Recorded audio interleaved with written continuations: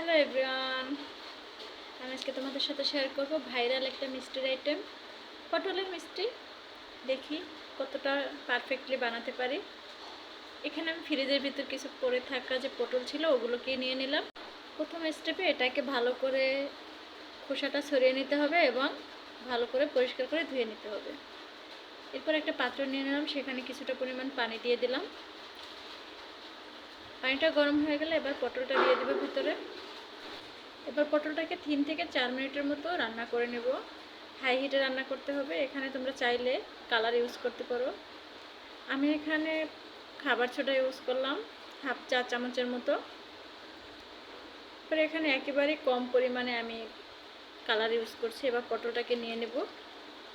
এখানে আমি 1 টেবিল চামচের মতো ঘি দিয়ে 1 কাপের মতো ছানা দিয়ে দিলাম। 1 টেবিল চামচ বাদাম কুচি, এটাকে দিয়ে একটু ভেজে নেব 2 মিনিটের মতো, যাতে বাদাম থেকে ভালো একটা ফ্লেভার আসে।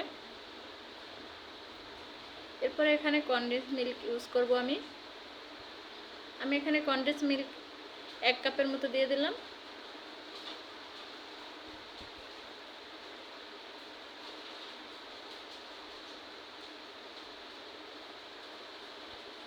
পরিমাণ মতো লবণ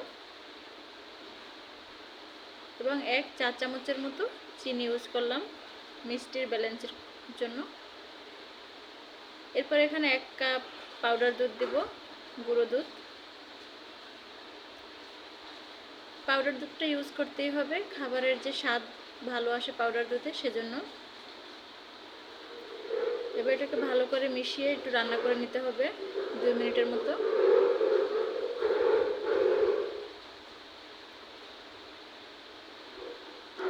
এরপর এখানে আবার 1 কাপের মতো মাওয়া দিব। মাওয়াটা আমার ডিপ ফ্রিজে ছিল। এবার এটাকে ভালো করে মাখিয়ে নিতে হবে।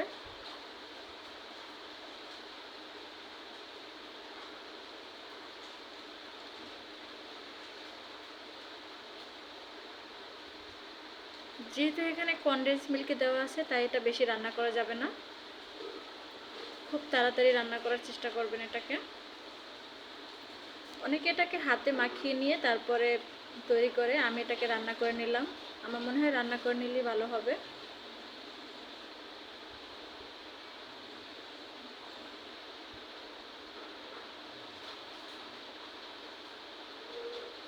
এই পর্যায়ে আসলে বুঝতে হবে যে হয়ে গেছে এটা।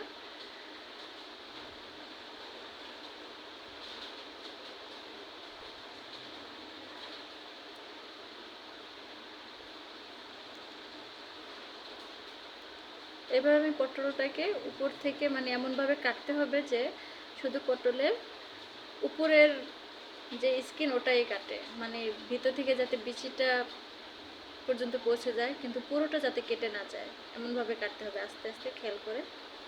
এরপর ভিতর থেকে যে এভাবে করে বিচিটাকে বের করে নিতে হবে চামচের যে পেছন সাইড দিয়ে। তোমরা তোমাদের সুবিধা মতো করে নেবে, যে যেভাবে ইজি মনে করো। এবার এখানে 1 কাপের মতো চিনি দিয়ে দিলাম এবং হাফ কাপ পানি, হালকা একটু ফুড কালার দিলাম। তোমরা চাইলে দিতে পারো, না চাইলে স্কিপ করতে পারো। তবে চিনিটা যখন ঘন হয়ে আঠালো একটা ভাব এসে পড়বে, তখন পটলটাকে দিয়ে দিতে হবে। এটাকেও 3 থেকে 4 মিনিটের মতো রান্না করে নিতে হবে।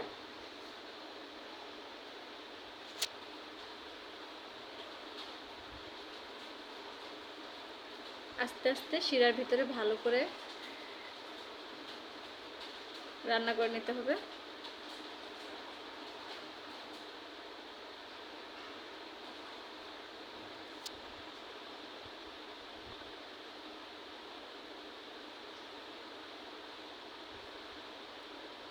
আমি শিরাটা কম তৈরি করছি, যাতে শিরাটা মানে বেশি পরিমাণ থেকে না যায় পটলের মিষ্টিটা বানানোর পরেও। তাই আমি চেষ্টা করেছি যাতে সমান সমান হয় এরকম চিনি ইউজ করতে। তাই একটু নাড়াচাড়া করে চিনিটার সাথে ভালো করে মিক্স করে দিতে হচ্ছে।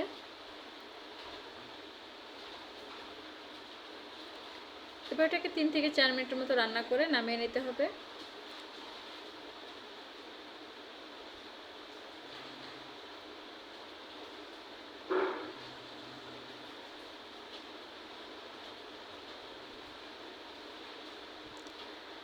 এটাকে রান্না করে রাখার পর এমন জায়গায় উঠিয়ে রাখতে হবে যাতে এটা আস্তে আস্তে এক্সট্রা যে পানি বা রস থাকে সেটা যাতে বেরিয়ে যেতে পারে।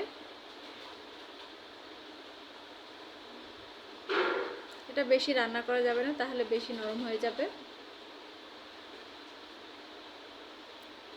তবে খাবার সোডা দেওয়ার কারণে এখানে যে পটলের একটা এক্সট্রা গন্ধ ওগুলো আর থাকে না। এবার আমার পটলগুলো তুলে ফেলার পালা।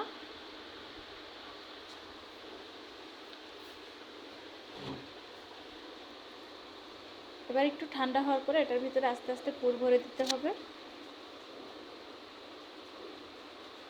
এটা খুব সাবধানে করতে হবে যাতে তোর পটলটা ছিঁড়ে না যায়, যেহেতু এটা রান্না করার ফলে একটু নরম হয়ে আসছে।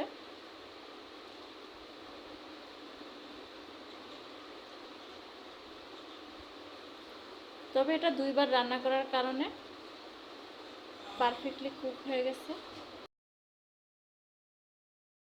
এভাবে করে আমি সবগুলো মিষ্টি তৈরি করে ফেললাম।